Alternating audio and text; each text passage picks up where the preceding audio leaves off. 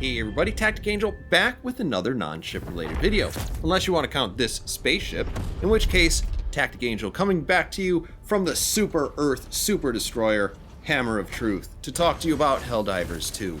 So what is Helldivers II? The obvious answer is that it's the sequel to Helldivers, which came out on PS3, PS4, and Vita back in 2015.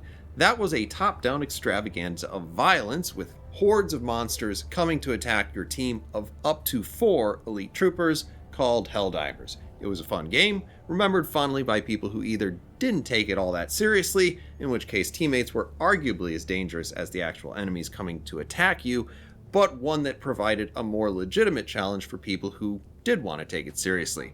It was a good game, people still play it to this day. In many ways, Helldivers 2 is the same deal, except that we've moved from a top-down to an over-the-shoulder style game, mixed in with a bit of first-person when you really need to aim. It makes this transition so seamlessly that if you haven't played the first one, or it's been a while, it might even seem like this was the way it was always supposed to be, but it still holds to its roots. We still have loads of monsters, the persistent threat of team damage, and even the same tone, though through the magic of a more modern day console, and one would have to believe a much higher budget, it's all turned up to 11, just like the sound. If you're thinking this all looks strangely familiar though, you're not wrong. Helldivers clearly derives its delivery from the 1997 Starship Troopers movie by Paul Verhoeven, which seems to draw a lot of its visual inspiration from Cadians from Warhammer 40k, the less glamorous army of humanity operating in the shadow of the Astartes, or Space Marines, which in turn were widely acknowledged to be borrowed from the mobile infantry from Heinlein's 1959 book, Starship Troopers. If that all sounds a bit derived, let me assuage you, viewer, that your foes, which are alien bugs and killer robots, are clearly entirely new and original. Though if you don't believe me, this is the sort of setting that fits comfortably between being functional and not overdone, even if you've seen more than the arguably 2 movies in both the Terminator and Alien franchises that were really any good. But in this case, the bombastic nature of the conflict is taken to a comical extreme. You're not defending Earth, you're defending Super Earth. You're doing it for the extremely plausible reason that if you don't, one of these creatures might end up in your suburb, wherein managed democracy reigns over a very peaceful and extremely well-armed populace and kind of screw up your happy little life. This doesn't have to happen. You can do your patriotic duty and join the Helldivers to defend Super Earth and everyone's super lives. No matter where you are in the continuum of Starship Troopers fandom, this game's presentation can be endlessly enjoyable. Whether you think it's a fun or silly movie, the slightly more generous interpretation of it as a satirical critique of jingoistic foreign policy, or that the director tried to pick a fight with one of the 3 pillars of Heinlein's worldview, and in so doing somehow lost a battle of wits with a dead guy. You're free to guess which one of those 3 ideas I agree with most, but I think if Verhoeven actually read the book, he'd probably agree too. But maybe more importantly, to some degree, all 3 of these things are true. Part of the beauty of Helldivers is that it can be very contradictory things at the same time. As a Helldiver, you are both a certified badass. You're also totally expendable, and you feel both sides of this at almost all times. The amount of firepower at your disposal is at once both totally overkill and also not nearly enough for the number and power of enemies poised against you. The tone might not be that important in the plot, next to something of a meta contradiction, the amount of polish that you get with this game versus its price tag. This is a game that is clearly made with a lot of love, because Helldivers 2 is a considerably better game than it has any right to be. It's an online service game that strangely doesn't appear to want your money all that much. Don't get me wrong, there are microtransactions that you can definitely throw money at if you want to, and there's something like a season pass, but the things that you can buy are pretty much just cosmetic. Apparently there's no time limit on completing the season pass, and the sum total of the things locked behind the paywall right now seems to be the best looking helmet, which also tends to block your line of sight if you actually play the game, and the arcade game in the back of your ship. You can earn enough free super credits in the game to buy the season pass, just like the base requisition tree in the game, and you tend to find super credits on every planet that you can just pick up. The armor does have some minor stats, but again, they're minor, and at least right now, all the free stuff and all the potentially paid stuff all draw from the same pool of benefits. That makes this the Cincinnatus of modern gaming.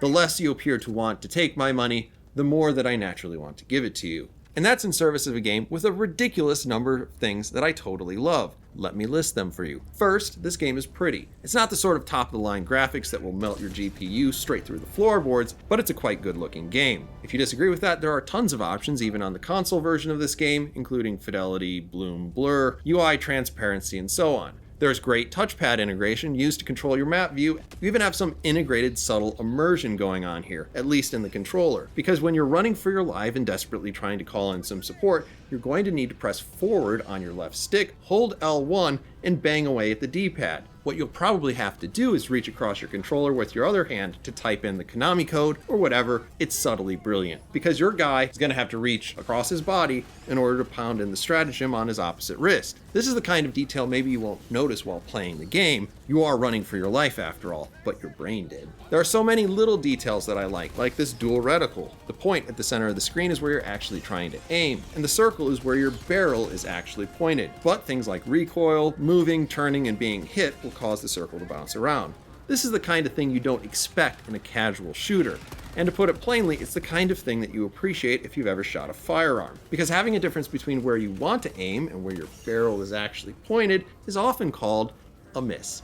There's little things like the operation of the weapons themselves. For instance, this pump-action shotgun has two tubes that obviously feed in a very particular manner. First the left, and then the right tube. The witness holes, which I assume are actually covered because you wouldn't want anything to get in there and actually follow up the gun, implies that the character actually would be able to quickly see how many shells he has left, and he reloads them in a particular order on each side of the gun. The shotgun isn't an anomaly. This happens with other weapons too. And hey, I'd like to live in some sort of reality where we could expect this level of detail and care, but we clearly live in the one where AAA gaming companies feature things like the bolt of a historic firearm phasing out the back of the receiver. I mean, knowing how a mid-century open bolt submachine gun works may not be common knowledge, but this implies a deeper lack of understanding of the material world, one you think would have been solved by unsuccessfully playing in traffic as a child. These little mini games are both simple enough and doable under pressure, but varied enough and complicated enough to be something that you can definitely screw up when every second matters.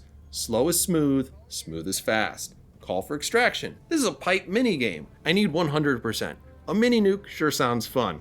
What channel were you watching? And more. Quite simply, the sound is great, from the crisp and varied report of the guns to the pitch-perfect score by, taking a guess at how to pronounce this, Wilbert Roget. I can't figure out the procedural generation even after dozens of hours, so I'm gonna guess that they've probably modeled entire planets that are randomly populated by semi-random assets and missions. Ice planets, jungle planets, desert planets, day and night cycles for each planet, some of which get really, really dark. Dust storms, rain, blizzards, and probably more. Wait, my ship actually moves around in orbit? It actually is in orbit above me, firing down on the battlefield? Is it possible that every one of these ships in orbit is a real player? Building destruction, terrain deformation, injured enemies, hilarious ragdoll physics, patriotically saluting nuclear weapons on their way to deliver kilotons of managed democracy, adjustable firing and equipment setting.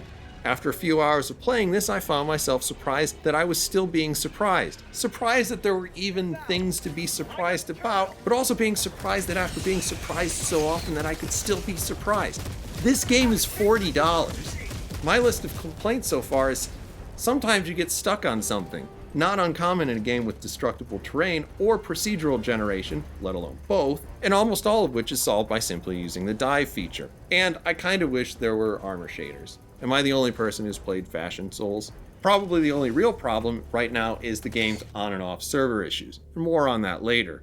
Granted, I have played with several of my buddies, and I have heard other complaints about this ranging from kinda wish there was a jump button, and I don't like the second reticle, which is also solved by just aiming down the sights.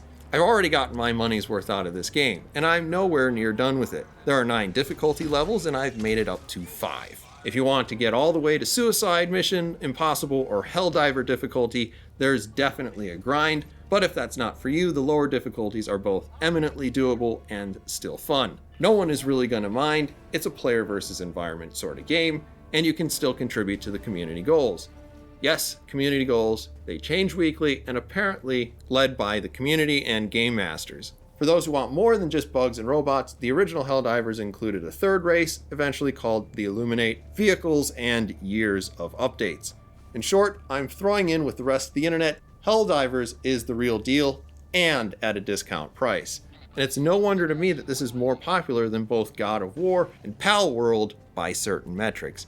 That is, I suspect, why the servers have been struggling a bit. No one expected 200,000 concurrent users on Steam, which puts it in the same range as the latest $75 reskin of Call of Duty. And I'm led to believe that there are some additional players playing on PlayStation 5. In any case, it's not your typical TacticAngel video, but I liked this enough that I thought I'd make an exception for this one. Skull and Bones at least had ships in it. This is just so wild, unexpected, and great that I figured I would just throw something out there. In any case, those are my thoughts. Hope you liked it, and I'll see you on the next Legends-related video.